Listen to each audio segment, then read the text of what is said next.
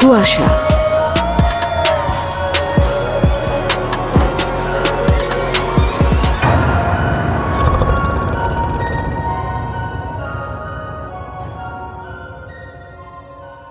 কুয়াশার প্রতিটি গল্পের চরিত্র, স্থান, কাল, ধর্ম, দল, সংলাপ ইত্যাদি সম্পূর্ণ কাল্পনিক এবং শুধুমাত্র বিনোদনের উদ্দেশ্যে লেখা।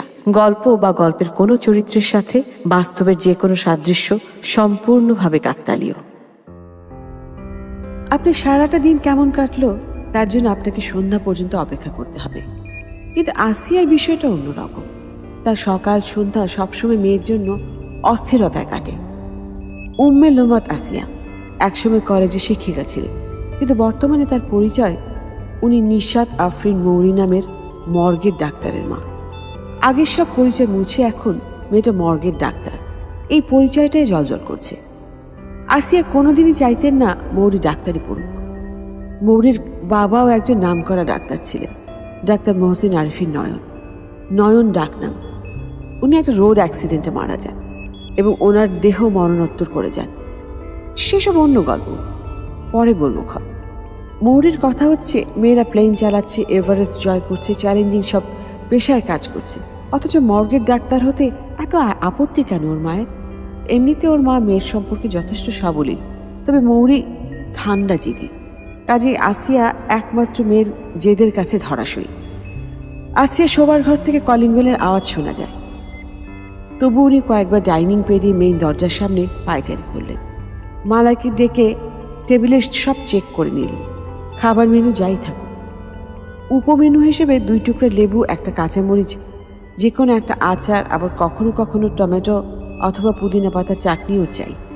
ওর খাদ্যাভ্যাস একদম ওর বাবার মতন। একটা কলিং বেল বেজে উঠল। ওই বুঝে এলো।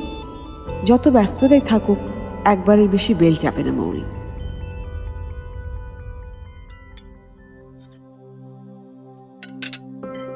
মালা, এই পুদিনা পাতার চাটনিতে তুই তেঁতুল দিতে ভুলে গেছিস তাই না? আর এরপর থেকে কাঁচামরিচের ঝালটা আর একটু কড়া করে দিবি। কি রে মৌরি, শরীর খারাপ লাগছে? মা কিছু হয়নি, তুমি যাও তো, আমি কিছু খাবো না। টেবিল গুছিয়ে ফেলতে বলো। কেন রে, সবই তো তোর পছন্দের আইটেম। তার জন্য না মা, আজ এত বিদঘুটে একটা লাশ কেটেছি, কড়া ফিনাইলের গন্ধ মনে হচ্ছে একদম পেটে ঢুকে গেছে। সবকিছুতেই আমার গা গোলাচ্ছে।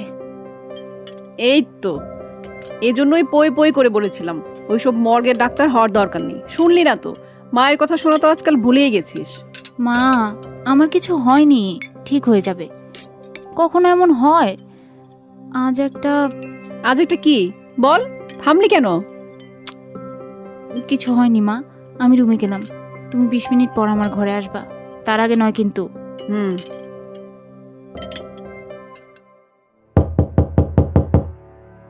মা, নক করছো কেন?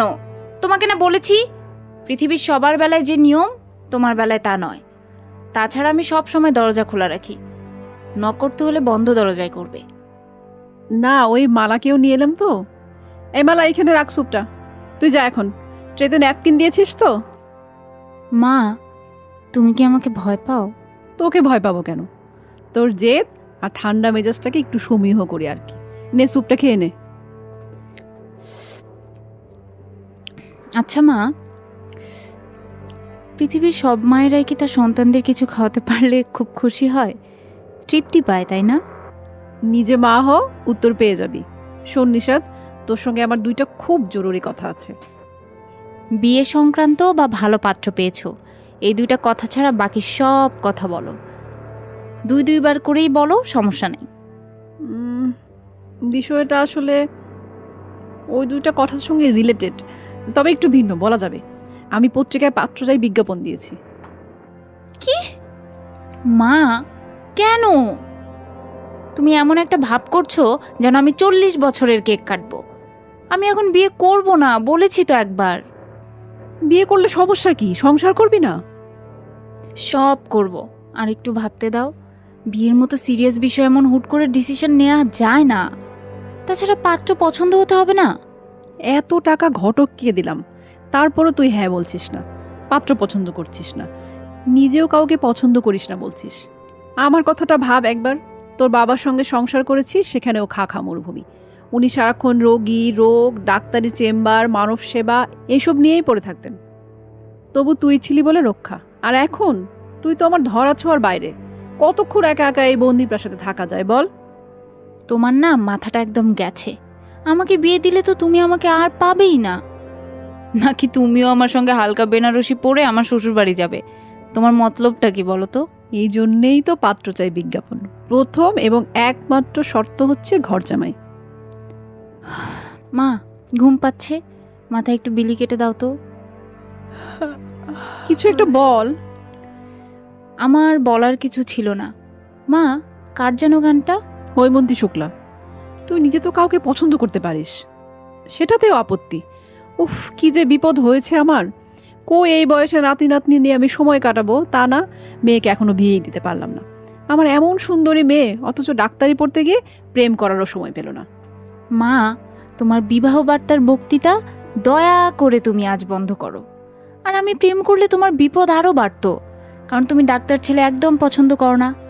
আর আমার প্রেম হলে ডাক্তারের সাথেই হবে। তখন খবরদার, তোকে আমি কোনো ডাক্তারের সাথে বিয়ে দেব না, মরে গেলেও না। জানি তো, মেনে নিয়েছি তো। এখন বিয়ের টপিক অফ করো প্লিজ। ঘুমে আমি একদম ডুবে যাচ্ছি। মামা, এই পাশে আরেকটু দাও না। তোমার বিলি কাটায় জাদু আছে মা।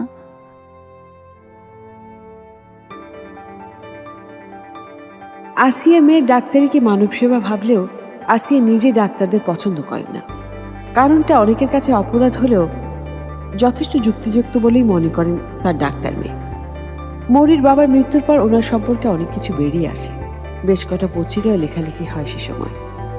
হাসপাতালগুলোর বাতাসে একটা কানাঘুষা ছিলই যে এক সনাতন ধর্মের নার্সের সাথে তার প্রেম বা প্রণয় ছিল খুব তোড়জোড়।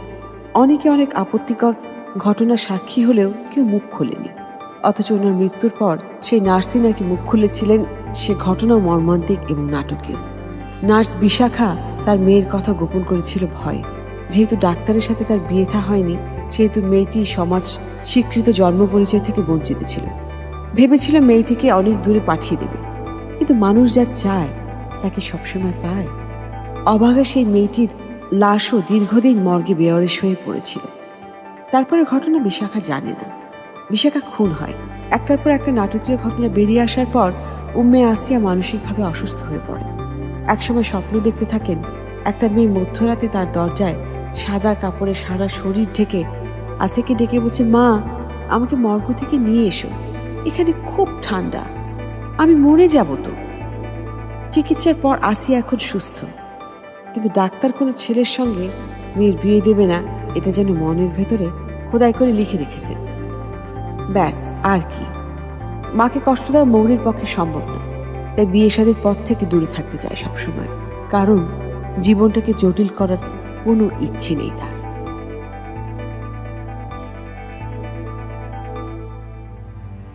তুই আবার নক না করে বেড়ালের মতো আমার এখানে ঢুকেছিস?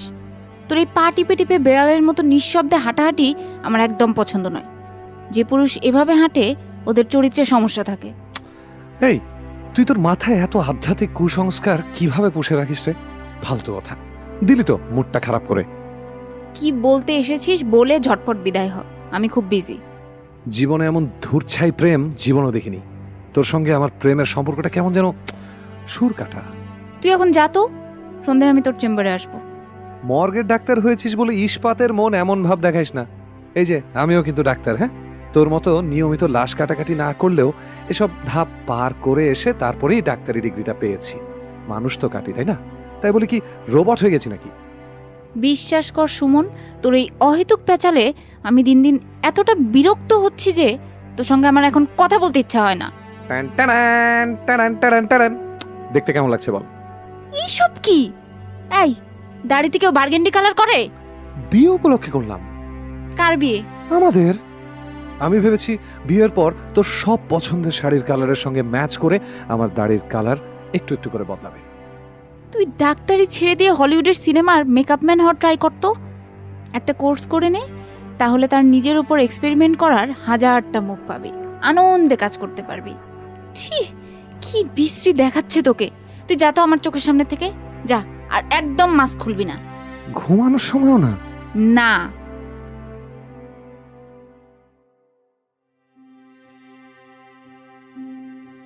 শোন, আমি অনেক বইপত্র ঘেঁটে জেনেছি মেয়েরা যাকে অপছন্দ করে এমন ভাব দেখায় যে তাকেই আসলে মন প্রাণ দিয়ে ভালোবাসে।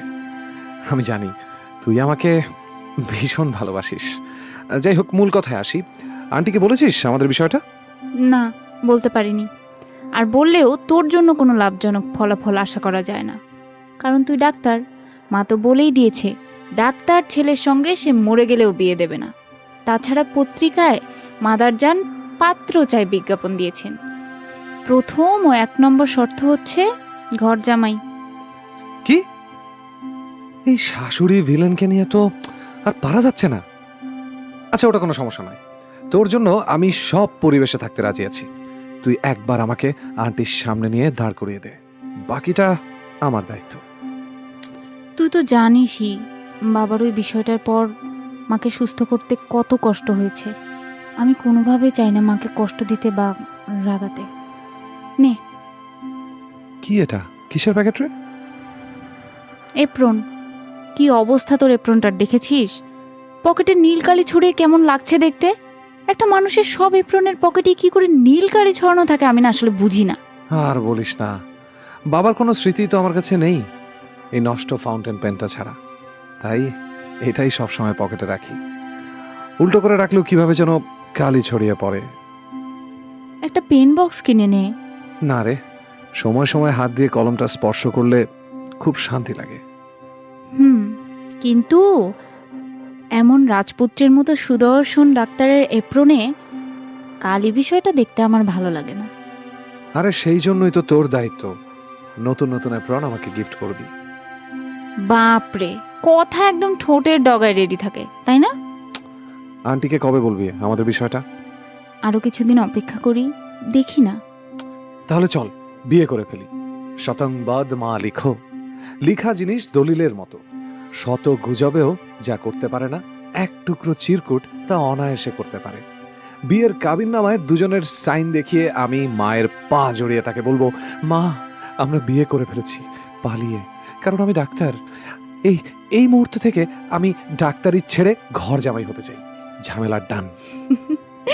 শোন, তোকে আমি বিয়ে করতে পারবো না, পরিষ্কার বলে দিলাম। এবার তুই যা তো। তাহলে আমি কি করব বল? দেবদাসের দিকে যাব? দাড়ি তো আছেই, সমস্যাটা কোথায়? তুই পারিসও। আর যাই হোক, দেবদাস নিশ্চয়ই বিরহে ওনার দাড়িতে বার্গেন্ডি কালার করেনি। আমি কিন্তু সিরিয়াস, আমাদের বিয়েটা হচ্ছে না, হবেও না কখনো। আমাদের এতদিনের সম্পর্কের কোনো মূল্য নেই তোর কাছে? এত স্বপ্ন, এত অন্তরঙ্গ মুহূর্ত, তোর কষ্ট হবে না? খারাপ লাগবে না? অন্য কাউকে বিয়ে করলে অপরাধ বোধ হবে না? আমাদের অনুভূতিগুলোর জন্য নিজেকে প্রতারক লাগবে না তোর? না, কিছুই লাগবে না, কারণ জীবনের অন্তরঙ্গ মুহূর্তের প্রতিটা অনুভূতি আমরা দুজনে একসঙ্গে অনুভব করেছি। তোর অনুভূতির দায় তোর, আমারটার দায় আমার, ব্যাস। আমি না বুঝতে পারছি না নিশাদ, আমি কি ঠিক এই মুহূর্তে বার্গেন্ডি কালারের দাড়ি নিয়ে ছ্যাঁকা খাইতে আসছি তোর কাছে? দেখ, আমি তোকে ভালো না বেসে থাকতে পারবো না। ইটস ইম্পসিবল, অসম্ভব। তুই অন্য কাউকে বিয়ে করলেই যে আমাকে ভালোবাসা বন্ধ করতে হবে, এটা কে বলল? তুই আমার জন্য অপেক্ষা না করে বরং বিয়ে শাদী করে ফেল। তোর মতো পাগলাটে ছেলের বেশি দিন একা একা থাকা উচিত নয়। আরে রাখ তোর উচিত অনুচিতের হিসাব। আমার দোষটা কি সেটা বল। তোর অন্য কোনো দোষ নেই, দোষ একটাই, তুই ডাক্তার। মা মেনে নেবে না। উফ, মা মা মা মেনে নেবে না, এই গানটা আর শুনতে চাই না। একটা কথা সাইনবোর্ডের মতন ঝুলিয়ে রেখেছিস সামনে। তোর মনের কথা বল, তোর কি মনে হয় আমি ছুরি কাঁচি দিয়ে মানুষের শরীরে বুক ছিঁড়ে লাল রক্তে হাত রাঙিয়েছি বলে আমি জানি না? নাকি ভুলে গেছি যে আকাশের রং আসলে নীল? নাকি কড়া ফিনাইল আর ডেটলের গন্ধে বেশিটা সময় কাটাই বলে বেলি ফুলের ঘ্রাণ আমি চিনি না? বলে দিস তোর মাকে আমি তোকে ভীষণ ভালোবাসি। তোর মায়ের চেয়ে সে ভালোবাসায় কমতি থাকবে না। আচ্ছা, তুই এমন পাগলের মতো কাঁদছিস কেন? আমিও তোকে ভালোবাসি। ভালোবাসিস? সেই ভালোবাসার একটা নমুনা অন্তত দেখা। চল তোর মায়ের কাছে নিয়ে চল আমাকে। আমরা আর একটু সময় নেই বরং। মনে রাখিস, সময়ের 1 ফোঁড় আর অসময়ের 10 ফোঁড়।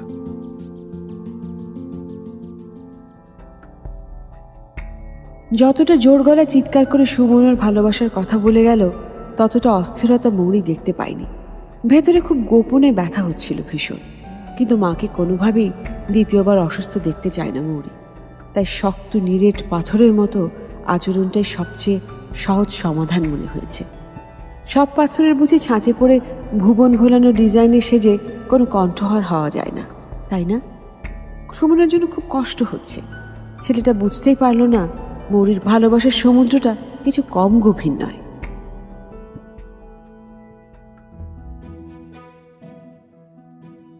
কি রে, মনটা কি খারাপ? না মা, মাথাটা একটু ধরেছিল। ও আচ্ছা, পরে আসবো। আরে না না মা, তুমি বসো না, আমি ঠিক আছি। জানিস, আজ অনেকগুলো ফোন এসেছিল। কিসের ফোন? ওই যে পাত্রচাই বিজ্ঞাপন, 3 জনকে আমি ফাইনাল লিস্টে রেখেছি। তার মধ্যে একজন আছে দীর্ঘদিন বাইরে ছিল, খুব শিক্ষিত, কথাবার্তা এত মার্জিত, কি পরিশীলিত ভাষা ছেলেটার, আমি তো মুগ্ধ। দেশে এসে স্ট্রবেরির বাগান করবে এই সিদ্ধান্ত নিয়েছে, তাই চলে আসছে। ছেলেটার কেউ নেই, ও শর্তে রাজি। এবার তুই দেখা সাক্ষাৎ করে ইয়েস বললেই সারাই বাজবে। মা, আমি একজন ডক্টর, আর আমি স্ট্রবেরি ব্যবসায়ীকে বিয়ে করব? কি নিয়ে কথা বলবো আমি লোকটার সঙ্গে বলো তো? স্ট্রবেরির চাষ কিভাবে কাটাবো আমি আমার জীবন?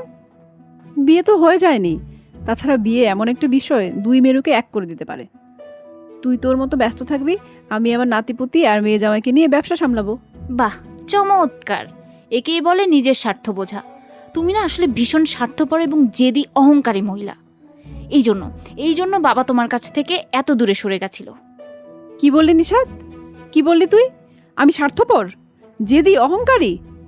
স্বার্থপর হলে তো তোর বাবার সঙ্গে এক ছাদের নিচে থাকতামই না। তোর জন্য, তোর সুখের জন্য নিজের ভয়াবহ জীবনটাকে টেনে নিয়ে বেরিয়েছি। আমি জেদি, অহংকারী? কি জেদ করেছি বল? তোমার এক জেদের গোড়ামিতে আমি জ্বলে পড়ে যাচ্ছি মা। মানে তুই কি কাউকে ভালোবাসিস? হ্যাঁ, বাসি। আমাকে বলিসনি কেন এতদিন? আমি যে তোর বিয়ে নিয়ে এত তোড়জোড় করছি, একটাবার তো মুখ ফুটে বলতে পারতি। বলে কোনো লাভ হতো কি? তুমি তো শর্ত ঝুলিয়েই দিয়েছো, ডাক্তার ছেলের সঙ্গে মরে গেলেও বিয়ে দেবে না। ছেলেটা কি ডাক্তার? হ্যাঁ, আমার এয়ারমেট। ছেলেটাকে একদিন বাসায় নিয়ে আয়। আর শোন, পত্রিকা অফিসের ড্রাইভারকে পাঠিয়ে বিজ্ঞাপনটা বন্ধ করে দিতে বলিস। মা শোনো, তুমি কি রাগ করেছো? মায়েদের পৃথিবীতে রাগের দাম মূল্যহীন। সন্তানের কাছে তাদের হৃদয়ের সমস্ত শূন্যতা একটা সময় পর বিন্দু হতে হতে কোথায় যেন মিলিয়ে যায়। প্লিজ মা, তুমি আমার উপর রাগ করো না প্লিজ। আমি রাগ করিনি, তবে অত্যন্ত প্রিয় কারোর সঙ্গে আমার মনের গোপন কোনো অভিমান আমি কাউকে দেখাতে বাধ্য নই। মা, ছেলেটাকে নিয়ে এসো।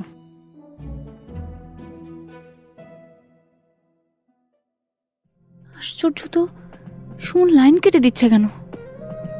বেশি রাগ করেছে তাই ভাব নিচ্ছে। আবার ফোন দিয়ে দেখি। হ্যাঁ মৌরি, বল বল। শোন, আমি এক্ষুনি একবার পিরোজপুর যাচ্ছি। আমার খালা, মানে যিনি আমাকে মানুষ করেছেন, উনি ভীষণ অসুস্থ রে। কি হয়েছে ওনার? বার্ধক্যজনিত সমস্যা।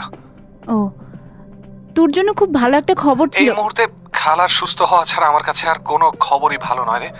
শোন, আমি রাখছি, পরে কথা হবে, ঠিক আছে? ও, ঠিক আছে, ঢাকায় ফিরলে কথা হবে। হ্যাঁ হ্যাঁ হ্যাঁ, আচ্ছা আচ্ছা, আশা করছি আগামীকালই খালাকে নিয়ে ব্যাক করবো একবারে।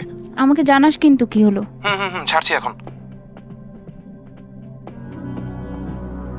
সুমন যে খালার অসুস্থতা নিয়ে এতটা উদ্গ্রীব, বলতে গেলে উনিই ওর মা।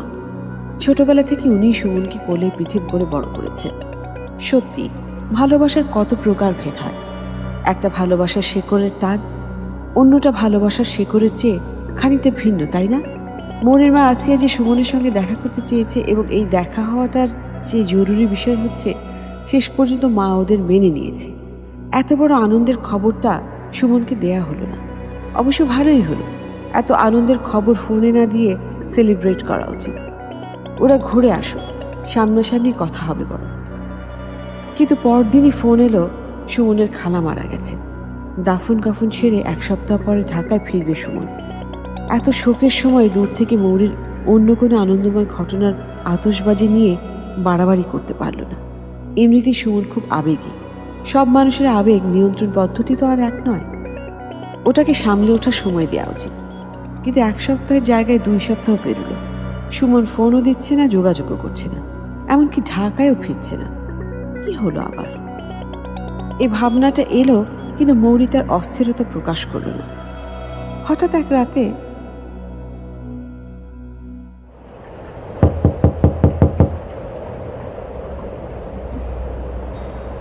কে কে ওখানে? কথা বলছো না কেন? আমি আপা, আমি তোমার ছোট বোন। কি কি বলছো এসব? আমার কোনো ছোট বোনটো নেই। আছে, দেখবে এসো। আমি মর্গে পড়ে আছি, ওখানে খুব ঠান্ডা, তাই তোমার কাছে এসেছি। আমাকে নিয়ে এসো। হ্যাঁ মেয়ে, কি তুমি? আমার রুমের দরজায় তুমি কিভাবে এলে? আমাকে মর্গ থেকে তুমি নিয়ে এসো আপা। আমি তোমার বোন। আমি বেয়ারিশ লাশ হয়ে পড়ে আছি। ওই দেখো, আমাকে দেখো একবার। এ কি? তোমার গা তো সাদা কাপড়ে ঢাকা। মুখের কাপড়টা সরাও, দেখো আমাকে।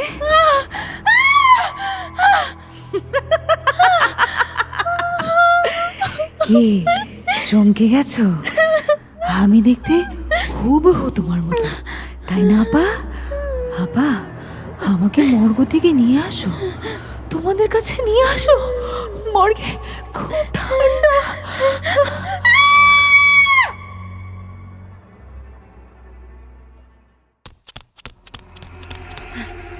মৌরি, কি হয়েছে মা? দুঃস্বপ্ন দেখেছিস তাই না? এত জোরে চিৎকার দিলি যে? মা, ও মা, আমি কাকে যেন দেখলাম আমার ঘরের দরজায়।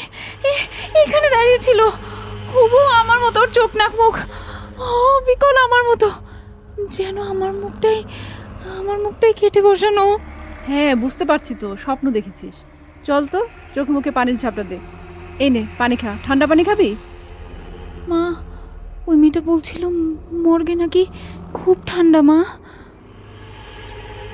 ওখানে থাকতে ওর কষ্ট হচ্ছে, মেয়েটা আমার কাছে আসতে চায়। বুঝলাম তো, দুঃস্বপ্ন দেখছিস। আর মর্গে ডাক্তারি কর, রাতের বেলায় দুঃস্বপ্ন বলতে নেই। চুপ কর, সকালে বলিস। মা, আমার ভয় লাগছে কেন জানো মা? মেয়েটা একদম আমার মতো দেখতে। ও বলছিল ও নাকি আমার বোন, আমাকেও আপা বলে ডাকছিল।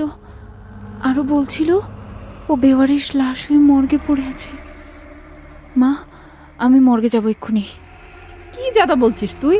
স্বপ্ন দেখেছিস মৌরি মা, দুঃস্বপ্ন নিয়ে অত ভাবতে হয় না। আমি মাথায় বিলি কেটে দিচ্ছি, তোর সঙ্গে এখানেই ঘুমাবো। ঘুমের চেষ্টা কর তো। আচ্ছা মা, তুমিও না একটা মেয়েকে আগে সবসময় স্বপ্নে দেখতে, মনে আছে তোমার? ওই মেয়েটা কি দেখতে আমার মতো ছিল মা? ওই যে তোমাকে মা বলে ডাকতো, বলো না মা। মৌরি, এবার কিন্তু বাড়াবাড়ি হচ্ছে। চুপচাপ ঘুমা। তুই এমন ভাব করছিস যেন তুই সাধারণ কোনো মেয়ে। তুই না মর্গের ডাক্তার? মর্গের ডাক্তারদের এত ভীতু হলে চলে? ওদের হতে হয় সাহসী। না, শুধু সাহসী নয়, দুঃসাহসী। আচ্ছা মা, তুমি যে একটা সময় খুব দুঃস্বপ্ন দেখতে, সেসব এখন একদম ভুলে গেছো তাই না?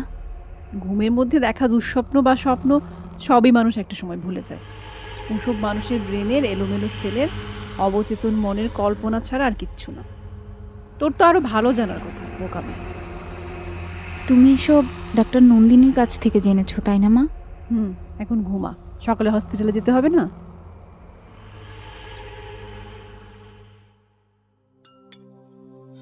আস্তে খা, গলায় বেঁধে যাবে তো।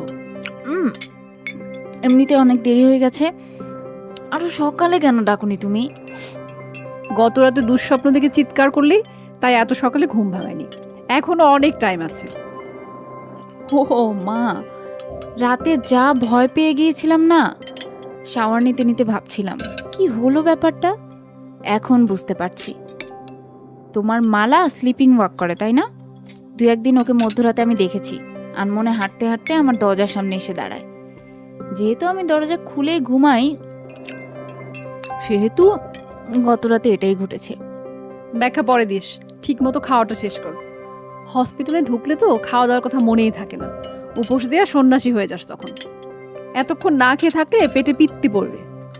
মা, মালাকে ঘুমের ঘোরে দেখেছি, ব্রেন সেটা নিয়েই আবার ঘুমিয়েছে।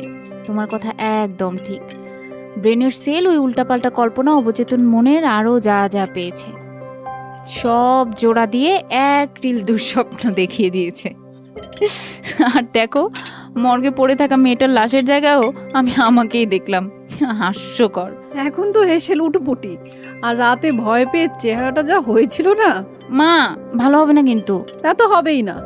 আমি ভাবছি আমার ডাক্তার মেয়ে, তাও আবার যেন তেন ডাক্তার নয়, মর্গের ডাক্তার উনি, বুঝলি মৌরি? আমার ডাক্তার মেয়ের দুঃস্বপ্ন দেখে ভয় পাওয়াটা যদি একবার দেখতি, দেখার মতো সিন। মা, বেশি বেশি হয়ে যাচ্ছে কিন্তু এবার। ওকে। ও সকালে তানভীর হাসান ফোন দিয়েছিল। কোন হাসান? ওই যে পাত্রচাই বিজ্ঞাপন, স্ট্রবেরি ব্যবসায়ী। ও আচ্ছা আচ্ছা, তা তোমার হাসান স্ট্রবেরি এখনো আশা ছাড়েনি? তুমি ক্লিয়ার করনি ওনাকে? হ্যাঁ, তা তো করেছি, তোর জন্য নয়, ও এমনিতেই আমার খোঁজ খবর নেয়।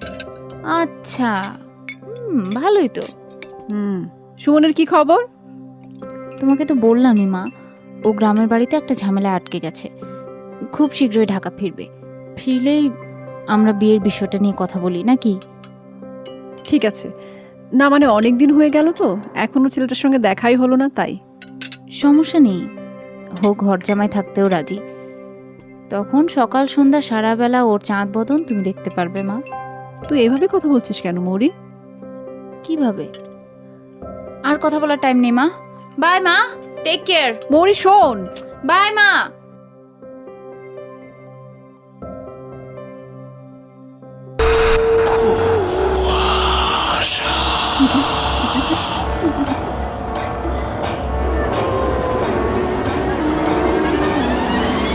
কুয়াশা।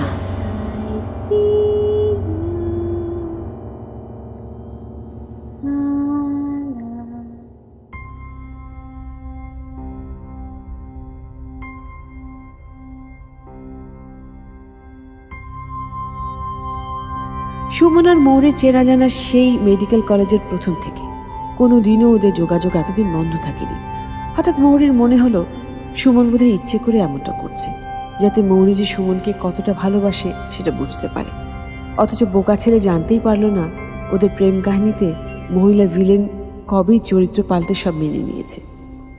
মৌরি মনে মনে হাসছে আর ভাবছে, দেখাই যাক না সুমনের অগ্নি পরীক্ষা আর কতদিন চলে। এর মধ্যে সুমনের এক বাল্যবন্ধুর সঙ্গে মৌরির কথা হয়েছিল। ওই বলল সুমন ভালো আছে এবং ঢাকায় ফিরেছে। তার মানে এই লুকোচুরি খেলাটা ইচ্ছাকৃত। ঠিক আছে, চলুক। তবে একটা অশুভ বাতাস, অশুভ ইঙ্গিত, অশুভ কালো ছায়ার নজর যেন মৌরির পায়ে পায়ে বেঁধে চলছে। মৌরি এক একবার টের পাচ্ছে, আবার তখন সে অদৃশ্য সে অশুভ কিছু একটা দূরে, অনেক দূর থেকে দৃষ্টি ফেলছে। কি এমন মনে হয় কেন? আসিয়ার মতো কোনো মানসিক রোগ হয়নি তো মৌরির? মাও তো এমনই একটা মেয়েকে দুঃস্বপ্নে বারবার দেখত, কিন্তু মৌরির দুঃস্বপ্নগুলো বুঝি আলাদা আলাদা। নইলে আজ রাতের ঘটনাকে কি বলা যায়? দুঃস্বপ্ন নাকি অশুভ ইঙ্গিত, নাকি অশুভ কালো ছায়ার ভয়ঙ্কর কোনো থাবা?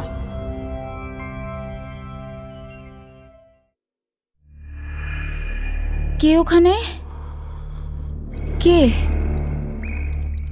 দরজার সামনে কে দাঁড়িয়ে আছে? তুমি এখানে কেন? আমি তো তোমার কাছেই থাকবো, তেমনটাই তো কথা। তোমার মুখ দেখা যাচ্ছে না কেন? আমার মুখ দেখলে তুমি ভয় পাবে, তাই সাদা কাপড় দিয়ে ঢেকে এসেছি। কি বলছো এইসব? মরি, আমাকে তুমি মর্গ থেকে নিয়ে এসো। অনেক দূরের একটা মর্গে আমি শুয়ে আছি। এত দূর থেকে তোমার কাছে আসতে খুব কষ্ট হয়, খুব কষ্ট হয় আমার। আমাকে তোমার কাছে নিয়ে এসো। মর্গে কেন থাকবে? তুমি কি মারা গেছো? না না, মারা যাবো কেন? আমি এই তো তোমার কাছে। মৃত মানুষ এত কাছে আসতে পারে কি? তোমার মুখটা দেখাও প্লিজ সুমন, আমি তোমাকে দেখতে চাই। না না না, তুমি ভয় পাবে। আমার আমার চেহারা খুব পিটখুটে হয়ে আছে, তুমি আমাকে চিনতে পারবে না তো। আমি তোমাকে দেখতে চাই। এই দেখো তাহলে।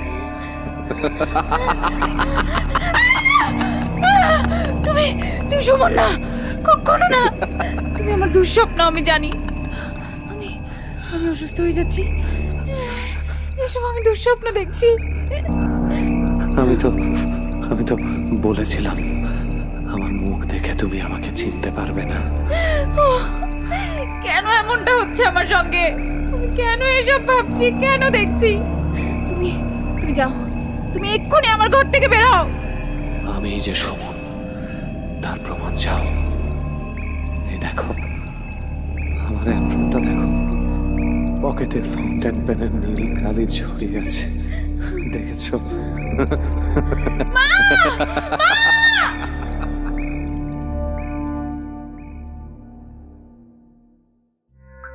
মা, মা, আমার মনে হয় সাইকিয়াট্রিস্টের কাছে যাওয়া উচিত। আরে খোঁজ নিয়ে দেখ, তোর মতো সব মর্গের ডাক্তাররাই অমন লাশ, সাদা অ্যাপ্রন এসবই বেশি দুঃস্বপ্ন দেখে। কটা দিন ছুটি নে, চল কোথাও ঘুরে আসি। হাওয়া বদল হলে মনের চাপও কমে যাবে, দেখবি। যাবি কক্সবাজার? মা, বোকার মতো কথা বলো না তো। পৃথিবীর সব মানসিক চাপের ওষুধ যদি ওই কক্সবাজারই হবে, তাহলে ডাক্তার সাইকিয়াট্রিস্টের প্রয়োজন কি বলো? তাছাড়া তুমি পৃথিবীর যে প্রান্তেই যাবে, মনের চাপও তো তোমার সঙ্গে সঙ্গে ট্রাভেল করবে। যেটা ভালো মনে হয় সেটাই কর। আচ্ছা, সুমনের সঙ্গে তোর এসব বিষয়ে কথা হয়? মা, সুমনের সঙ্গে আমার বেশ কদিন ধরে যোগাযোগ নেই। কেন? জানি না। ও, বুঝতে পারছি। কি বুঝলে? মানসিক চাপের কারণ। তুমি না জেনে একটা কল্পনার স্টোরি বানিও না তো মা, প্লিজ। তাহলে তুই জানা রিয়েল স্টোরিটা কি? ও আমার সঙ্গে ইচ্ছে করে কদিন ধরে যোগাযোগ করছে না, অভিমানও বলতে পারো। ও, এত নিরুত্তাপ অ্যান্সার। মা শোনো, গত রাতে যে বিভৎস চেহারার লোকটা আমাকে স্বপ্নে বলেছে মর্গে তার কষ্ট হচ্ছে, সে সুমন ছিল। বলিস কি? ছেলেটার কোনো বিপদ হয়নি তো? না, তেমন কিছু হলে আমি জানতে পারবো, কিন্তু আবার কিসের কিন্তু? আচ্ছা বাদ দাও তো। আমার এপ্রনগুলো সব ধুয়ে ইস্ত্রি করে রেখেছো তো? হ্যাঁ, শুধু একটা মনে হয় এখনো ভেজানো, ওটা ফেলে দিতে হবে। কোনটা? ওই যে পকেটে নীলকালি ছড়িয়ে দাগ বসে গেছে যে অ্যাপ্রনটার, সেটা। তোর কাপড় চোপড়ে তো সহজে দাগ লাগে না রে। কি বলছো? ওটা তো সুমনের এপ্রন। ওটা আমার ঘরে কিভাবে এলো? চলো তো মা, দেখি একবার। এই মালা, মালা!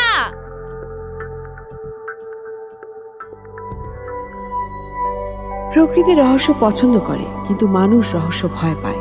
আবার কোনো কোনো রহস্য গল্পেরা যদি নিজে যেচে এসে ঘরে বাসা বাঁধে, তখন আসলে ভয় পেলেও মানুষের হাতে কিচ্ছু থাকে না।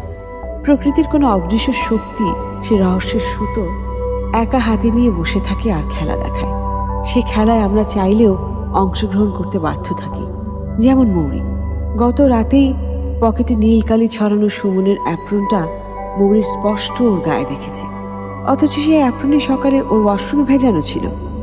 কাকতালীয় নাকি বৈজ্ঞানিক যুক্তি হচ্ছে, হয়তো কোনো এক ফাঁকে মৌরির সুমনের অ্যাপ্রনটা পরে বাসায় চলে এসেছিল। ব্যস্ততা বা দুজনের অন্তরঙ্গ মুহূর্তের ভালো লাগায় অ্যাপ্রনের ছড়ানো নীলকালি চোখেই পড়েনি।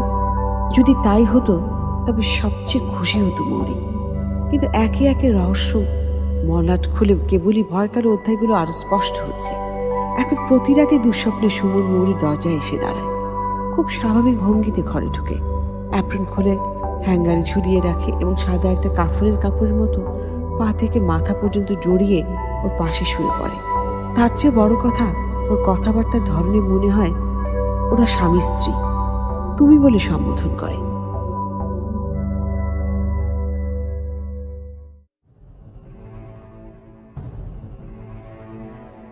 পায়ে এত ঠান্ডা কি লেগে আছে, শীত লাগছে। এসি রিমোটটা যে কই? এ কি, সুমনের এত ঠান্ডা পা আমার পায়ের সঙ্গে লাগছে। এত ভয় পাচ্ছ কেন? তোমার সঙ্গে তো আমি থাকবো, শুয়ে পড়ো। সুমন, সুমন তুমি কি মৃত? তোমার খোঁজ পাচ্ছি না আমি। তুমি দুঃস্বপ্নের মতো আমাকে কেন ভয় দেখাচ্ছ সুমন? তোমার কি হয়েছে? তুমি না বলেছিলে কোনো একটা দূরের মর্গে তুমি পড়ে আছো? কোথায় আমাকে বলো, আমি তোমাকে নিয়ে আসবো সুমন। আমি মৃত হই আর জীবিত, তোমার কাছ থেকে আমি সরে যাব না, কোনোদিনও না। তুমি না বলেছিলে মর্গে পড়ে থাকতে তোমার খুব কষ্ট হচ্ছে? আমি তোমার দাফন কাফনের ব্যবস্থা করব। আমি কিছু চাই না, আমি চাই আমার আত্মা এইভাবে তোমার শরীরে মিশে থাকুক। আমার শরীর এইভাবে তোমার শরীরে লেপ্টে থাকুক।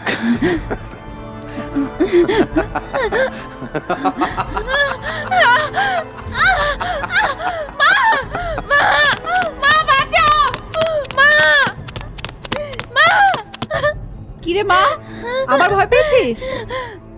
এত করে বলি আমার ঘরে ঘুমা, নইলে তোর ঘরে আমাকে বা মালাকে ঘুমাতে দে, তাও দিবি না। আর মাঝরাতে চিৎকার করে ঘুম থেকে উঠবি। মা, মা সুমন মৃত, মা ও মারা গেছে আমি নিশ্চিত। মা, ওর শরীর মৃত মানুষের মতো বরফ ঠান্ডা। কি বলছিস আবল তাবল?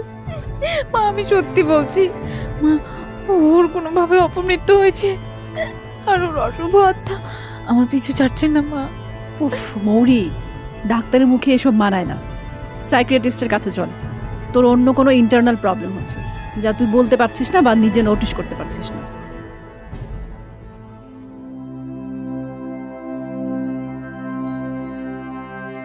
মা আমার ঘরে একটু এসো তো। কি রে, এই সময় হঠাৎ তুই বাড়িতে? শরীর ঠিক আছে তো? এই মালা, নিশাত আপাকে লেবুর শরবত দে। মা আমি প্রেগনেন্ট। কি কি বললি? এই যে সব রিপোর্ট এখানে দেখো, পজিটিভ। মৌরি, আমি ঠিক বুঝতে পারছি না তোর কথা। সুমনকে জানিয়েছিস? না মা, সুমন যে মৃত তার প্রমাণ আমি পেয়েছি। ওই লম্পট মৃত নয়, মৃত সেজে নাটক করছে। ওকে আমি র‍্যাব দিয়ে ধরে এনে বিয়ের পিড়িতে বসাবো। তুই ওর গ্রামের বাড়ির ঠিকানাটা আমাকে দে।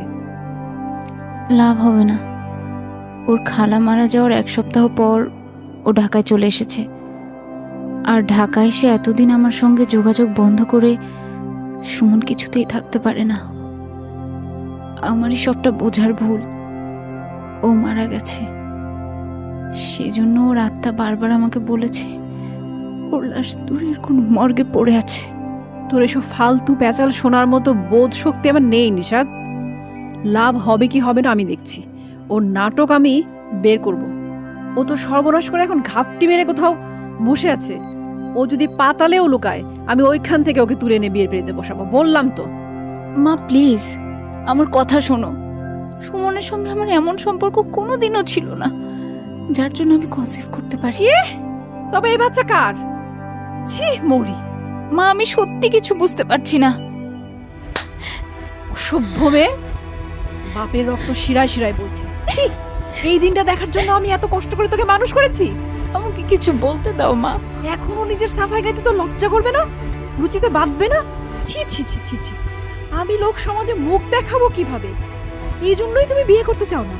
বিয়ে করবে কেন? লিভ টুগেদারের মতো আধুনিক পথে হাঁটছো, তাই না? মায়ের সম্মানকে বুড়ো আঙ্গুল দেখিয়ে যা ইচ্ছা তাই করে বেড়াচ্ছ। তুমি আমার বাড়ি থেকে বেরিয়ে যাও। এই বাড়িতে তোমার ছায়াও আমি দেখতে চাই না। তোমার আধুনিক বাপের অনেক কুকৃতি আমি নীরবে সহ্য করেছি, কিন্তু আমার পেটের সন্তানের কুকৃতি আমি সহ্য করবো না। আমার চোখের সামনে থেকে তুই বিদায় হবো রি, নইলে আমি তোর গলা টিপে মেরে ফেলবো। মা, তুমি শান্ত হও, আমার একটা কথা শোনো। আমি শান্ত হব? আমি, যার মেয়ে অবিবাহিত অবস্থায় প্রেগন্যান্সি রিপোর্ট পজিটিভ নিয়ে ঘরে ফিরেছে, তারপর যাকে আমি সন্দেহ করছি, যার সঙ্গে তার দীর্ঘদিনের প্রণয় সম্পর্ক, বাচ্চার বাবা সে নয়। উফ, কি ড্রামা, ড্রামার পর ড্রামা, সিরিয়ালও ফেল। আর আমি শান্ত ভঙ্গিতে সব চেয়ে দেখবো? এমনটাই আশা করিস তুই, বদমাশ মেয়ে? মা, আমার প্রবলেমটা তুমি শুনবে একবার প্লিজ? তোর সুখ দুঃখ প্রবলেম সব শোনার দিন শেষ। তুই নিজে শেষ করে দিছিস। আমি তোর মা না, তোর মতো চরিত্রহীন মেয়ে আমি জন্ম দিইনি।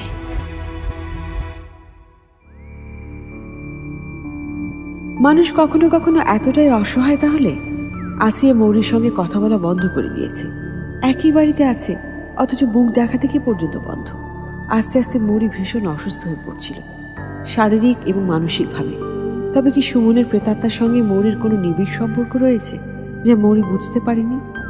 তা আবার হয় নাকি? তাহলে কিভাবে মৌরি কনসেপ্ট করল? জ্ঞানত বা অজ্ঞানে কারোর সঙ্গে মৌরির শারীরিক কোনো সম্পর্ক হয়নি, এটা সে নিশ্চিত। কিন্তু একজন ডাক্তার হয়ে এটাও নিশ্চিত যে সে প্রেগনেন্ট। জগতে এত রহস্যময় ঘটনা সত্যি সত্যি ঘটে নাকি? বিজ্ঞান যার ব্যাখ্যা দিতে পারে না। উফ, মাথা কাজ করছে না, মরে যেতে ইচ্ছে করছে। এই দুঃসহ সময়ে সুমন তো নেই, মাও ওর পাশে নেই। কি করবে মৌরি? কোনটা বিশ্বাস করবে? লৌকিকতা, বিজ্ঞান, ব্যাখ্যা, নাকি অলৌকিকতা, রহস্য, অদৃশ্য অন্ধকার? আল্ট্রাসোনোগ্রাম রিপোর্ট বলছে পজিটিভ, মানে বিজ্ঞান। আবার কোনোদিন কারোর সঙ্গে এমন কোনো সম্পর্ক মৌরির ছিল না, সেটা তো অবিজ্ঞান, রহস্য। তাহলে তাহলে কি?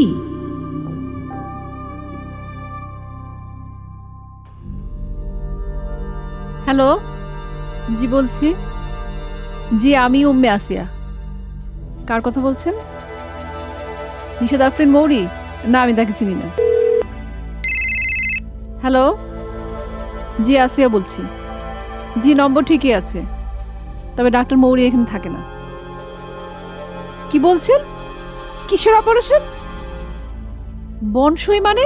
কোন হসপিটালে, কখন, কিভাবে? এতক্ষণ এসব বলেননি কেন? আমি এক্ষুনি আসছি। আমার মেয়ে নিশাদ, তোর কি হলো?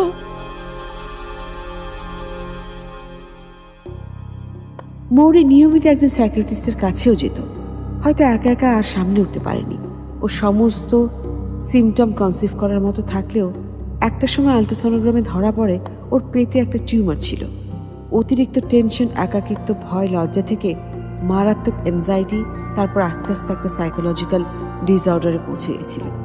সাইকিয়াট্রিস্টের তাই ধারণা, এই ডিসঅর্ডারও জেনেটিক্যালি ওর মার কাছ থেকে কিছুটা বহন করে। তাছাড়া মর্গের সব ডাক্তারদেরই একসময় পর এই ধরনের ডিপ্রেশন ডিসঅর্ডার হয়ে থাকে। দীর্ঘদিন চিকিৎসার পর মৌরিও সুস্থ। সুমন কিভাবে মারা গেছে বা মৌরির জীবন থেকে হারিয়ে গেছে তার কোনো সুরাহা হয়নি। সুমনের জন্য মৌরি অনেকদিন অপেক্ষা করেছে, কিন্তু ফেরেনি। শেষে মায়ের অনুরোধেই সেই স্ট্রবেরি বাগানের মালিক তানভীর হাসানকে বিয়ে করল। বিয়ের বয়স এখনো মাস পেরোয়নি।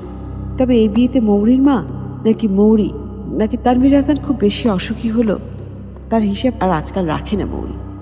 কিন্তু অন্য একটা অলৌকিক হিসেবের খাতায় প্রায়শই মৌরিকে অনেক ভুল ভাল এলোমেলো আঁকিবুকি করতে হয়।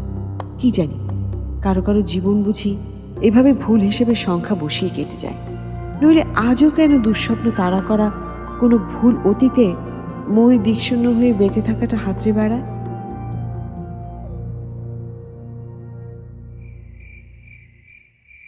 এ কি, লাইট অফ করলে যে?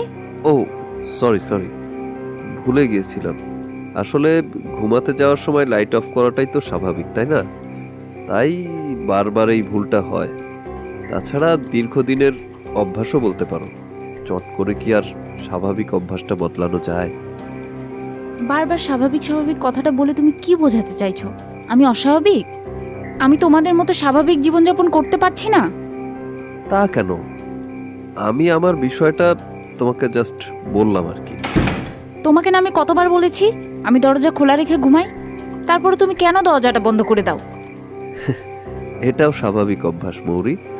তাছাড়া হাজব্যান্ড ওয়াইফের প্রাইভেসি বলে তো একটা বিষয় আছে, তাই না? আমার রুমে কেউ আসবে না, এদিকটায় কেউ আসেও না, অত্যন্ত জরুরি প্রয়োজন ছাড়া। মা, আমি, তুমি আর মালা ছাড়া কেউ আছে এ বাড়িতে? মালা আর মা আমার অভ্যাসগুলোর সঙ্গে ভীষণভাবে পরিচিত। সবাই সবার রুমে চলে গেছে। ওকে বাবা, ঠিক আছে, আবারও সরি বললাম। আচ্ছা, তুমি আমার উপর রাগ করো না কেন তানভীর? আমাকে ভালোবাসো না তাই রাগ করারও ক্ষমতা নেই, তাই না? রাগ আমার কাছে একটা আর্ট, তুমি বুঝবে না। প্লিজ, এত ভালো মানুষই দেখাবে না, আমার অসহ্য লাগে। তোমার কাছে পৃথিবীর সবই অসহ্য লাগে, সেখানে আমি তো হিসেবের বাইরে। এতই যখন তোমার বিরক্ত, তবে বিয়ে করেছিলে কেন আমাকে? আমি তোমাকে বিয়ে করিনি, তুমি আর মা ষড়যন্ত্র করে আমাকে বিয়ে করতে বাধ্য করেছো। তুমি কি স্কুল পড়ুয়া খুকি? রোজ রোজ তোমার এই তাচ্ছিল্য আর অবজ্ঞা আমার আর ভালো লাগে না মৌরি। প্লিজ, অন্তত শান্তিতে ঘুমাতে দাও। আর তুমিও ঘুমাও, ঘুমটা আমার চেয়ে তোমারই বেশি জরুরি। মানে কি বোঝাতে চাইছো তুমি? বলো, আমি অসুস্থ? আমি পাগল? পাগল মেয়েকে বিয়ে করে তুমি মহাপুরুষ উপাধি পেয়ে যাবে? আবারও ভুল বুঝলে। আমি কোনো মহাপুরুষ টুরুষ নই, আমি মানুষ। আমি একজন রক্ত মাংসের মানুষ। আমারও মান অপমান বোধ আছে। প্লিজ শান্ত হও। মান অপমান বোধ? মহাপুরুষ? তুমি কি ভেবেছো গতরাতে তুমি যে মালার রুমের দিকে গেছো আমি সেটা দেখিনি? মহাপুরুষের তকমাটা সামনে ঝুলিয়ে রেখে আমার মাকে বোকা বানাতে পারো তুমি, কিন্তু আমাকে নয়। তোমাকে আমি ঘৃণা করি। তোমার সঙ্গে কথা বলতে এখন এই মুহূর্তে আমার রুচিতে বাঁধছে, আর তোমার জন্য ভীষণ করুণা হচ্ছে। কি বললা? রুচি? করুণা? এই শব্দগুলোর মানে বোঝো তুমি? তোমার রুচি থাকলে কি তুমি রাতের অন্ধকারে কাজের মেয়ের ঘরের দিকে পা বাড়াতে? আর একটা বাজে কথা বললে আমি তোমাকে গলা টিপে মেরে ফেলব। আমি গত রাতে ফিল্টারের পানি আনতে কিচেনের ওই পাশটাতে গিয়েছিলাম। তুমি হয়তো সেটাকে ইস্যু বানাচ্ছ, আর আমাকে তুমি ঘৃণা করো এটা আমি জানি, কারণ তুমি তোমার জীবনের সমস্ত ভালোবাসা সুমন নামের লোকটাকে দিয়ে দিয়েছ। তোমার কাছে ভালোবাসার মতো অবশিষ্ট আর কিচ্ছু নেই। তুমি তুমি মানসিকভাবে পুরোপুরি নিঃস্ব, শূন্য একটা মেয়ে। সবই যখন জানতে তখন বিয়ে কেন করেছো আমাকে? কিসের লোভে? কোনো কিছুর লোভে নয়, একটা পরিবার পাবো সেই আশায়, তোমার মায়ের স্নেহ পাবো সেই লোভে। ভেবেছিলাম বিয়ের আগে প্রেম ভালোবাসা সবার জীবনেই থাকে, তাই বলে সেসব ভুলে কেউ সংসার জীবন সাজাতে পারে না, এটা ভুল। আমাকে একা থাকতে দাও, তুমি যাও এই ঘর থেকে। বাড়াবাড়ি হয়ে যাচ্ছে, কিন্তু এর ফল ভালো হবে না বলে দিচ্ছি। আমারও সহ্যের একটা সীমা আছে। ঘর জামাইদের সহ্যের সীমা পরিসীমা রাখতে নেই। যাও গেস্ট রুমে গিয়ে স্বাভাবিক নিয়ম মেনে দরজা বন্ধ করে লাইট অফ করে ঘুমাও। Get lost.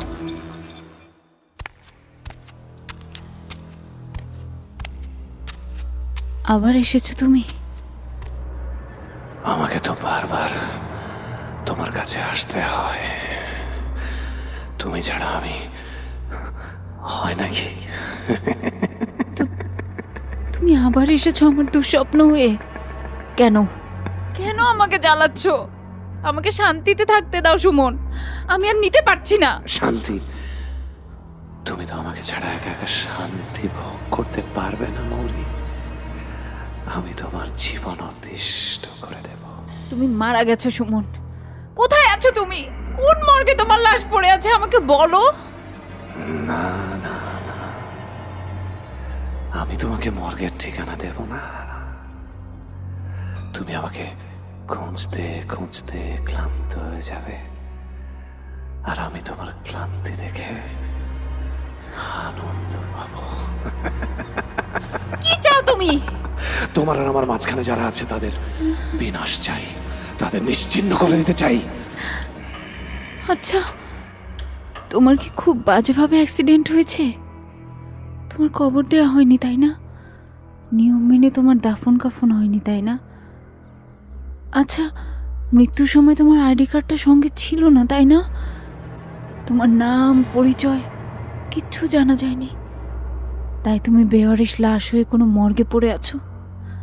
আর বারবার তোমার অতৃপ্ত আত্মা, অশান্ত আত্মা আমার কাছে ফিরে ফিরে আসছে।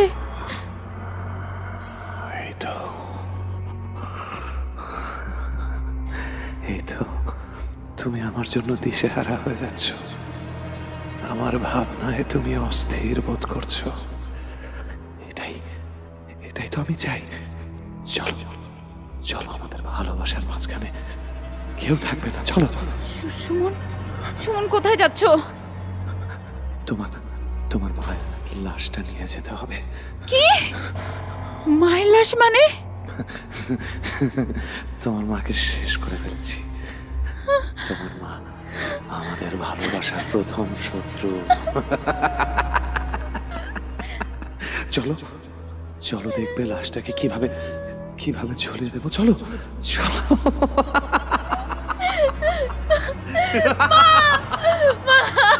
মা! তানভীর! তানভীর! মৌরি, মৌরি কি হয়েছে তোমার? এত ঘামছো কেন? দুঃস্বপ্নটা আবার দেখেছো? তানভীর! তানভীর মা! আমার মা! আমার আমার মাকে মেরে ফেলেছে। মৌরি, মৌরি, মৌরি, মায়ের কিচ্ছু হয়নি। মা তো ঘরে ঘুমাচ্ছেন।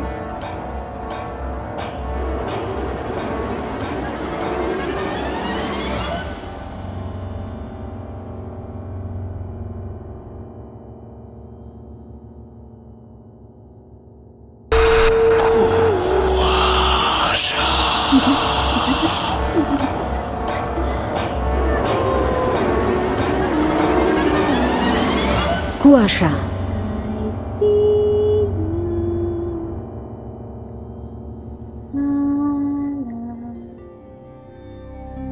হ্যাঁ, মা ঘুমোচ্ছে, তবে সে ঘুম আর ভাঙার নয়। সে রাতে উম্মে আসিয়ার মৃতদেহ ঝুলন্ত অবস্থায় তার ঘরে পাওয়া গেল। যেহেতু অপমৃত্যু, তাই পোস্টমর্টমের জন্য লাশ মর্গে নিয়ে যাওয়া হলো এবং রিপোর্ট পাওয়া গেল ভদ্রমহিলা শ্বাসরুদ্ধ হয়ে মারা যাননি। ওনার ঘাড়ের কাছে ভারী একটা কিছুর আঘাতে তাৎক্ষণিক মৃত্যু। তার মানে এই বাড়িতে খুন। কে করলো এই খুন? সুমনের প্রেতাত্মা, নাকি ঘর জামাই তানভীর অথবা কাজের মেয়ে মালা? আবার মানসিকভাবে অসুস্থ মেয়ে মৌরিকেও সন্দেহের তালিকা থেকে একেবারে বাদ দেওয়া যাচ্ছে না। তানভীর খুব ছুটোছুটি করছে, থানা, হাসপাতাল, কবরস্থান সব একসঙ্গে সামলাচ্ছে।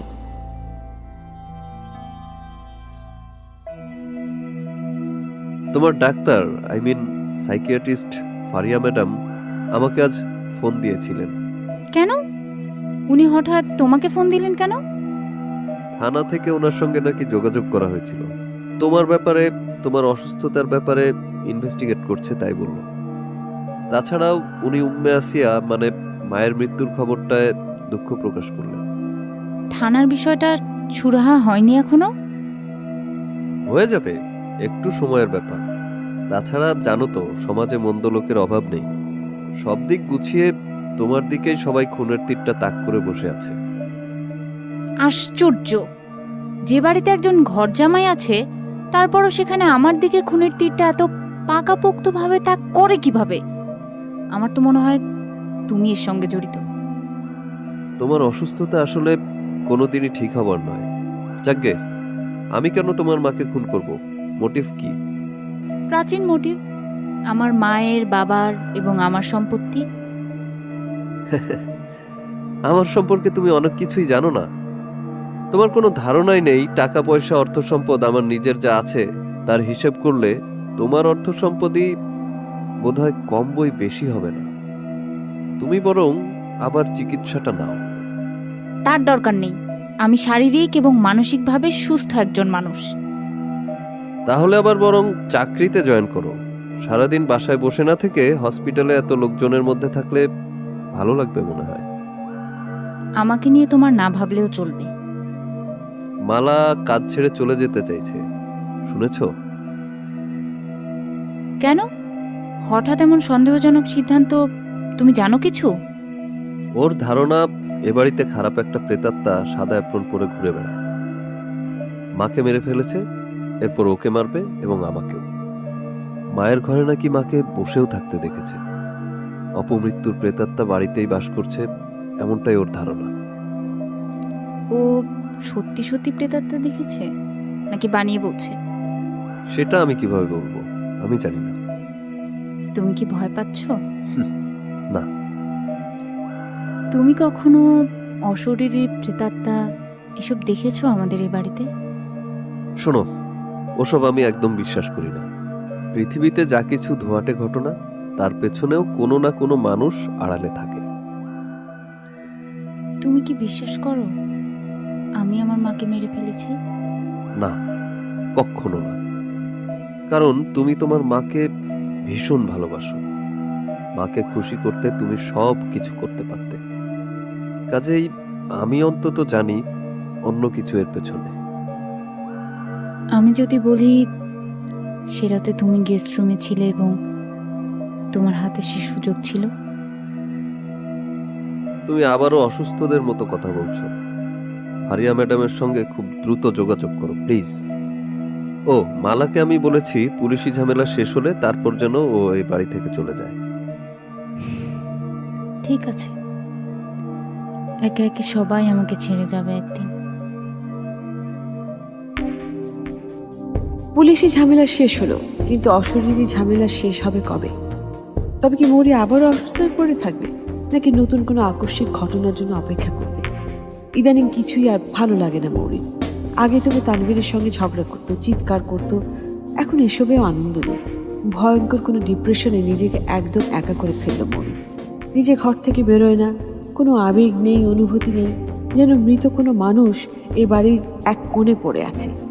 এদিকে মালাও মৌরিকে এই অবস্থায় ফেলে যেতে পারল না। হাজার হোক মৌরির মা ওকে যথেষ্ট ভালোবাসা দিয়েছেন। সেসব ভুলে গেলে মনুষ্যত্ব তো দুনিয়া থেকেই উঠে যাবে। টাইম টু টাইম খাবারটা ঘরে পৌঁছে দেয় মালা।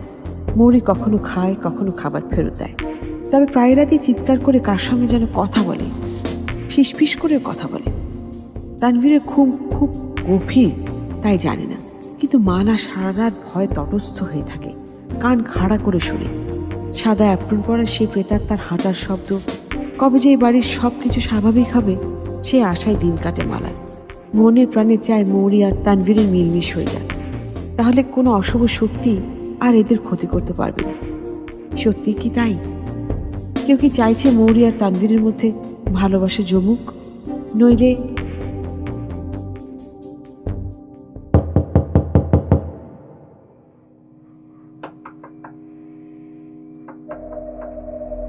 আসবো? আরে নক করছো কেন? ভেতরে এসো। সবারই তো একটা প্রাইভেসি আছে, তাই না? প্রাইভেসির সংজ্ঞাটা শুধু বন্ধ দরজা আর দরজায় নক করা নয়। আমি ঝগড়া করতে আসিনি। তুমি তো আজকাল ঝগড়াও করো না। সিরামিকের টবের মতো আমি এ বাড়িতে পড়ে আছি।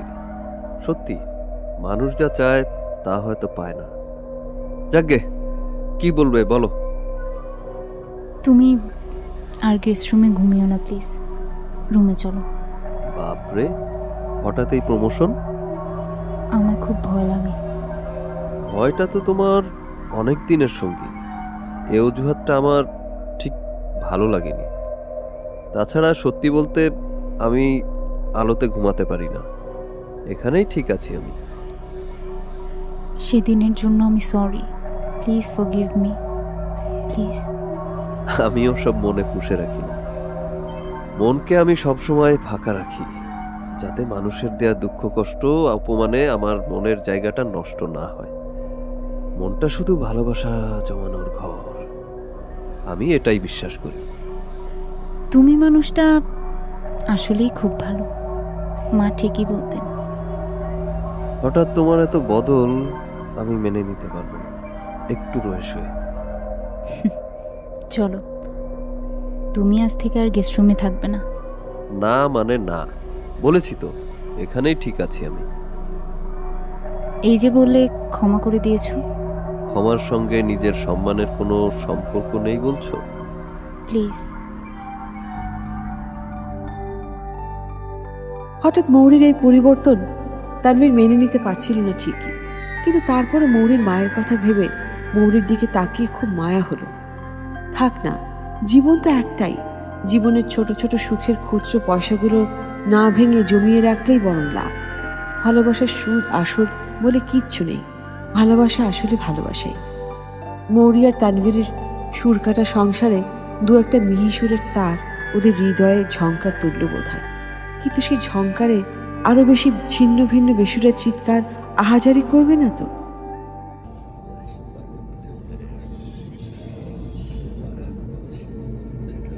এ কি, কার লাশ এটা? এই কার লাশ নিয়ে যাচ্ছে? কে তুমি? আমি তোমার সুমন। চিনতে পারছো না আমাকে? ও, মুখটা তো ঢাকা, তাই চিনতে পারছো না। আজকাল তো আপনার দেখেও চেনো না। কি করছো তুমি? লাশটার এক পায়ে দড়ি বেঁধে এভাবে টেনে কোথায় নিয়ে যাচ্ছ? এভাবে কেউ লাশ টানে? লাশটার পায়ে দড়ি বেঁধে টানছি বলে তোমার কষ্ট হচ্ছে খুব? কেন? ওর জন্য এত কষ্ট হচ্ছে কেন? লাশের জন্য কেন কষ্ট হবে, কিন্তু এভাবে লাশ টানছো, খারাপ লাগছে। কার লাশ এটা? তুমি জানো না কার লাশ? দেখো না মুখটা। এসো এসো, কাছে এসে দেখো। তোমার খুব চেনা মানুষ, এতটাই চেনা যে এই চেনা জানার মধ্যে আমি তোমার মন থেকে হারিয়ে যাচ্ছি। কি বলছো এসব তুমি? তুমি আমার মন থেকে কেন হারিয়ে যাবে সুমন? তাহলে এটা কে, যার সঙ্গে তোমার এত ভালোবাসাবাসি? না, আমি কিছুতেই তোমার আর আমার মাঝখানে অন্য কাউকে সহ্য করব না। একটা একটা করে শেষ করব। আরে আশ্চর্য, এ কে? আমিও তো জানতে চাই, কি বিশ্রী ভাবে তুমি লাশটা টেনে নিয়ে যাচ্ছ। কোথায় নিয়ে যাচ্ছ লাশটাকে? মর্গে। দেখো, লাশটার মুখটা দেখো একবার। এ কে? এ তো তানভীরের লাশ তুমি কোথায় পেলে সুমন?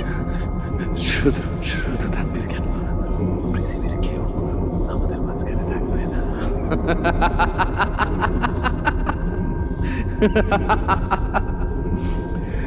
তোমার মাকে মেরে ফেলেছি, তানভীরকে মেরেছি। এবার দেখি আমাদের মাঝখানে আর কে আসে। সব কয়টাকে মেরে ফেলবো আমি।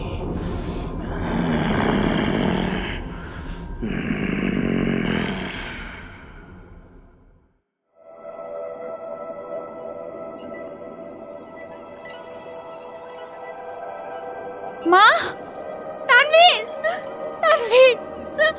তানভীর কেউ মেরে ফেলেছে মা। মৌরি, এই মৌরি, কি হয়েছে? কাঁদছো কেন? তানভীর, তুই ঠিক আছো? হ্যাঁ, আমি ঠিক আছি। স্বপ্ন দেখে কাঁদছিলে বোধহয়। তোমার এই ঘন ঘন দুঃস্বপ্ন দেখাটা নিয়ে ডাক্তার ফারিয়ার সঙ্গে কথা বলেছো তুমি? আমি তো কোনো ইমপ্রুভ দেখছি না, সব সময় তোমাকে দুঃস্বপ্ন তাড়া করে বেড়ায়। আশ্চর্য। আমি তোমাকে নিয়ে ভয়ঙ্কর একটা বাজে স্বপ্ন দেখেছি। তোমাকে সুমনের আত্মা মেরে ফেলবে। চলো।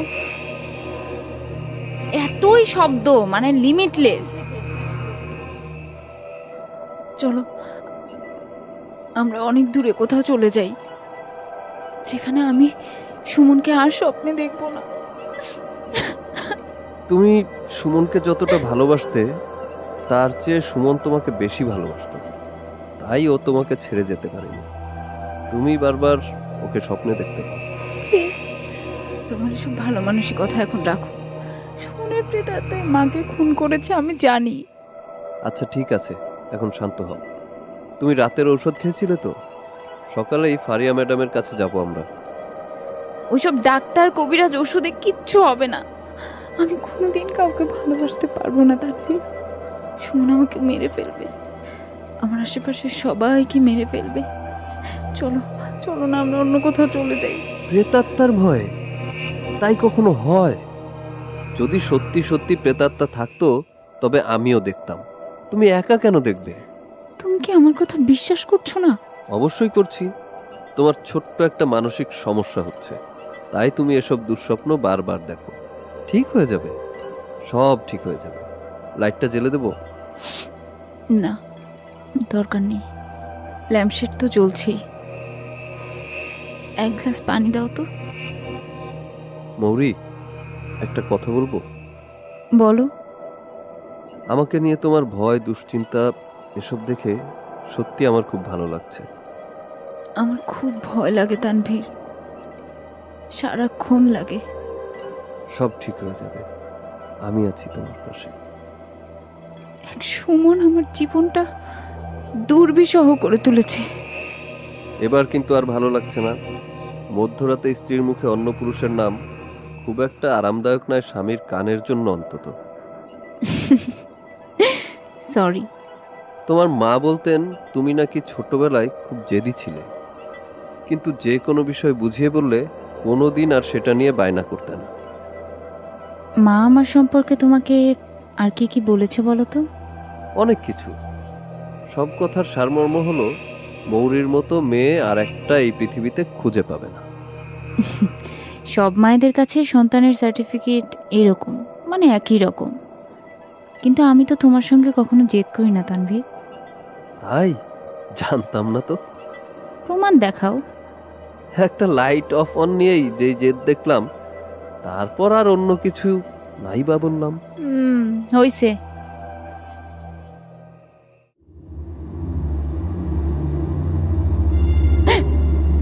কে? তানভীর? না, আমি তানভীরের যমদূত। কি করছো তুমি? কি করতে চাইছো?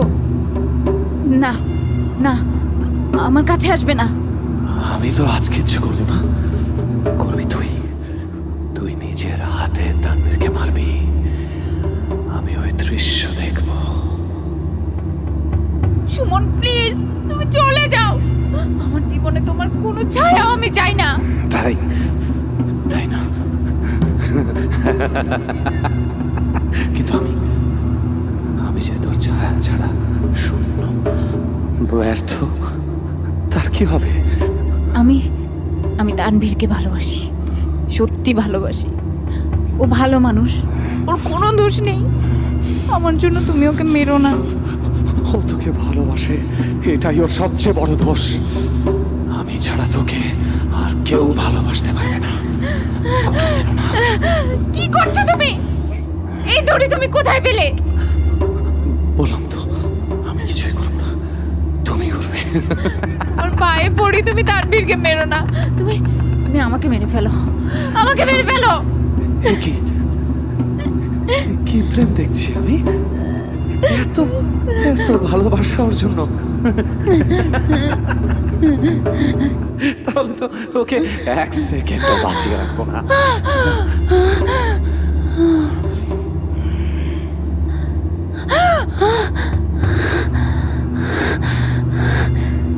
আবারও দুঃস্বপ্ন দেখেছি আমি। হ্যাঁ, দুঃস্বপ্নে এই যে তানভীর তো ঘুমোচ্ছে। উফ,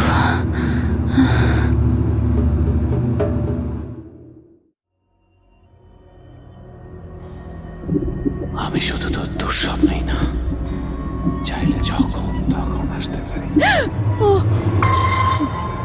কি তুই তানভীরের পাশে শুয়ে আছিস কেন?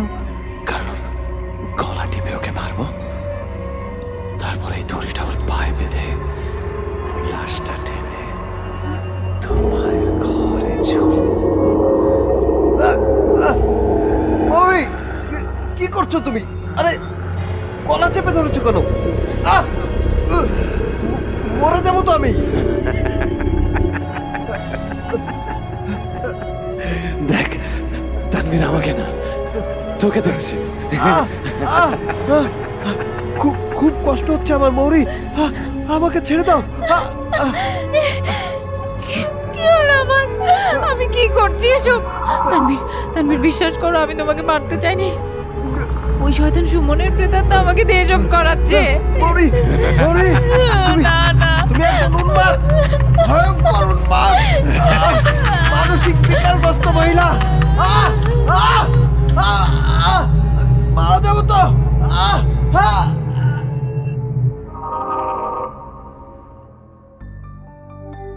এর পরের দৃশ্যটা আরো ভয়াবহ। কোনো এক সাধারণ সুস্থ চোখ এই দৃশ্য সহ্য করার ক্ষমতা রাখে না। তানভীরের লাশের পায়ে দড়ি বেঁধে মৌরি নিজে লাশটাকে টেনে টেনে ওর মায়ের ঘরে নিয়ে গেল, তারপর ঝুলিয়ে দিল এবং সারা রাত সে ঝুলন্ত লাশের সামনে ঠায় বসে রইল। পরদিন সকালে মালা এই দৃশ্য প্রথম দেখল এবং এক চিৎকার দিয়ে বাড়ির বাইরে চলে এলো। ব্যাস, পিঁপড়ার মতো লাইন দিয়েও নানান রঙের মানুষের আনাগোনায় ডাক্তার মোহসিন আরিফিনের বাড়ি এখন মুখরিত এবং যথারীতি পুলিশ এবং লাশবাহী গাড়ির তীক্ষ্ণ সাইরেনে চারপাশের নাম না জানা গাছগাছালি থেকে শহরে কাকের ঝাঁক অনিচ্ছায় উড়ে গিয়ে জায়গা বদল করল শুধু। তারপর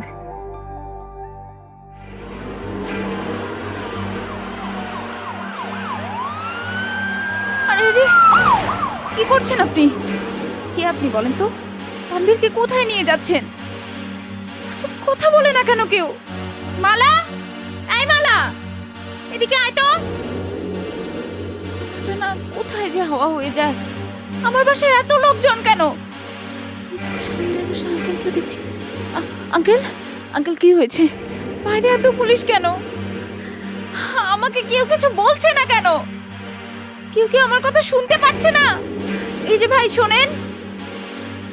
আচ্ছা, তানভীরের লাশটা কোথায় নিয়ে যাওয়া হচ্ছে? ওকে ওকে তো গোসল করাতে হবে, তারপর দাফন কাফন, কত কাজ বাকি। ভিড়ের মধ্যে কি বলছে এসব? তানভীরের লাশ কেন মর্গে যাবে? আশ্চর্য, কিসের পোস্টমর্টেম? এই এই দাঁড়াও, কেউ তানভীরের লাশ মর্গে নিয়ে যাবে না। আমি না বলেছি তো? ওর লাশের গায়ে কেউ হাত দেবে না, খবরদার বলছি। প্রয়োজনে তানভীরের লাশের পোস্টমর্টেম আমি করব। হ্যাঁ হ্যাঁ, আমি পোস্টমর্টেম করতে জানি। অসংখ্য লাশ আমি নিজের হাতে পোস্টমর্টেম করেছি। আমি মর্গের ডাক্তার নিশাত আফরিন মৌরি বলছি। এই যে শোনো, শোনো না, আমার কথা বুঝতে পারছো না? শুনতে পাচ্ছ না কেউ? সবাই কি কানে কালা হয়ে গেল নাকি?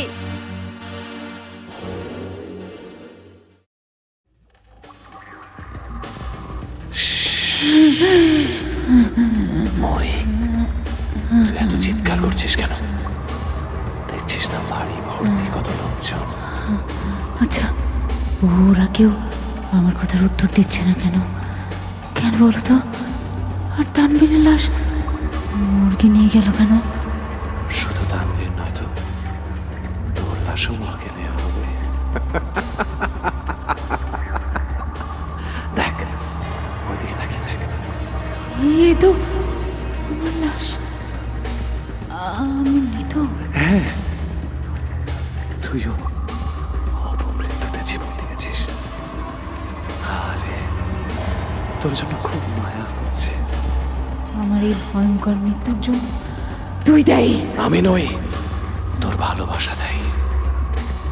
এখন আমার আর কোনো ভয় নেই। তুই আমি দুজনেই মনে করে থাকবো।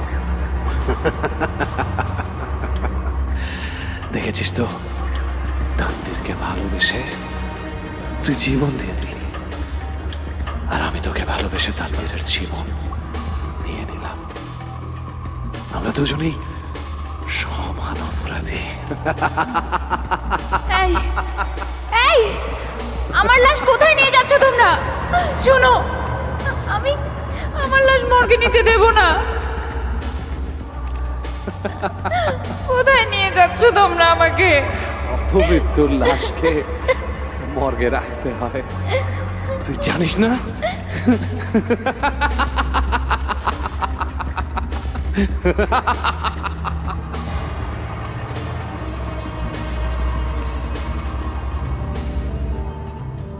আরো আরো অনেক পরের কথা। ততদিনে মর্গে রাখা তানভীর বা মৌরির লাশের কি অবস্থা হয়েছিল তা লোকে ভুলে গেছে। জীবনে অনেক পোস্টমর্টম রিপোর্ট মৌরি নিজে লিখেছে, অথচ তার নিজের পোস্টমর্টম রিপোর্ট কি লেখা হয়েছিল সে খবর রাখেনি। খোঁজ খবর করে জানা যায় যদি কোনো উত্তরাধিকার না থাকে তবে মৌরিদের বাড়ির বিশেষ সম্পত্তি সব ট্রাস্ট করে হাসপাতালের জন্য দানপত্র করা আছে। কিছু দূরের আত্মীয় স্বজন অবশ্য অহৈতুক আইনি জটিলতায় দৌড়ঝাঁপ করেছিল, লাভ হয়নি। ডাক্তার মোহসিন আরেফিন নয়ন অর্থাৎ মৌরিদের বিশাল বাড়িটা এখন একটা প্রাইভেট হসপিটাল, অথচ হসপিটালের জন্য মূল বাড়ির প্যাটার্নে কিছুটা বদল এসেছে। তবে মৌরি তানভীর এবং উম্মে আসিয়ার ঝুলন্ত লাশ যে ঘরটাতে পাওয়া গেছিল সেই ঘরটাতে কিছু অদ্ভুত ঘটনা এখনো ঘটে। কেউ আমলে নেয়, কেউ নেয় না। এই যেমন ডাক্তারদের কোনো না কোনো অ্যাপ্রন ওই ঘরে রাখলেই হঠাৎ দেখা যায় অ্যাপ্রনের পকেটে ফাউন্টেন পেনের নীল কালি ছড়ানো। অদ্ভুত। আজকাল কিন্তু শখ করে কেউ ফাউন্টেন পেন ব্যবহার করে না। কোনো কোনো নার্স বলেন মধ্যরাতে নাকি মৌরির রুমটা মানে 1 নম্বর কেবিন থেকে প্রায় 2জন অপরিচিত ডাক্তারকে ব্যস্ত ভঙ্গিতে কথা বলতে বলতে বেরিয়ে আসতে দেখা যায়, অথচ এরা কেউ এই হাসপাতালের কর্মরত নয়। তার চেয়েও বিস্ময়কর ব্যাপার, পুরুষ ডাক্তারটির অ্যাপ্রনের পকেটে ফাউন্টেন পেনের নীল কালি ছড়ানো দাগ থাকে। সবার চোখ ধাঁধিয়ে যায়। তার মানে ডাক্তার মৌরি ও ডাক্তার সুমন কোনো মর্গে নয়, বরং এই বাড়িতেই বাস করে। কি জানি অশরীরী আত্মাদের যাপিত জীবন কেমন হয়। আমরা অশরীরী মানুষেরা তো শুধু কল্পনা বা ভয়ের তুলিতে সেই জীবনের খণ্ড খণ্ড ছবি আঁকি মাত্র। আচ্ছা, ফাউন্টেন পেনের ছবি আঁকলেও কি ছবির কালি ছড়িয়ে সে ছবি ভয়ঙ্কর কোনো রূপে পাল্টে যায়?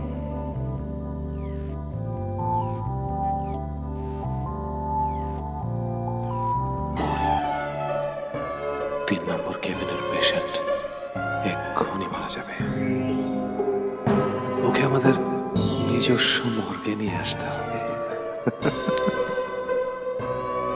কখন কখন মারা যাবে? উফ, কতদিন লাশ কাটি না।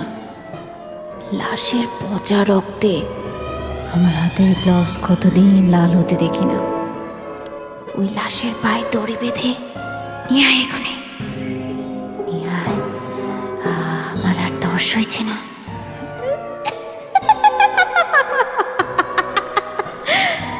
লাশ কাটা ঘরটা খুব হাহাকার করছে, শুনতে পাচ্ছিস? ওকে মেরে ফেলে চল, তারপর দুজন একসঙ্গে লাশ কাটা ঘরে লাশটা টুকরো টুকরো করে। ডাক্তার, এটা একটু জ্বালিয়ে নেই।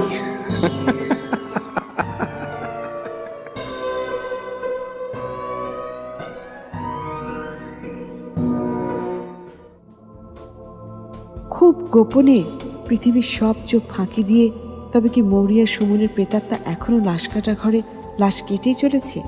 যে লাশ কাটা ঘরের আরেক নাম মর্গ।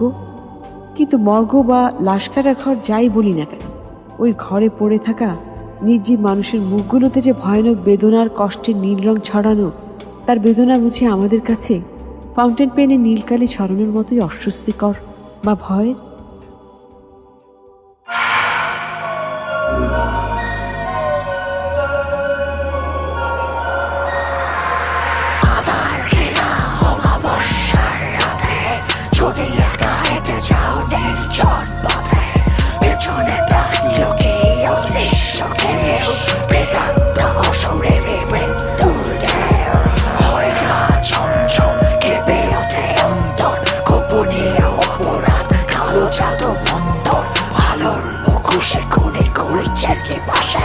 ঘৃণায় করেছে খুন নাকি ভালোবেসে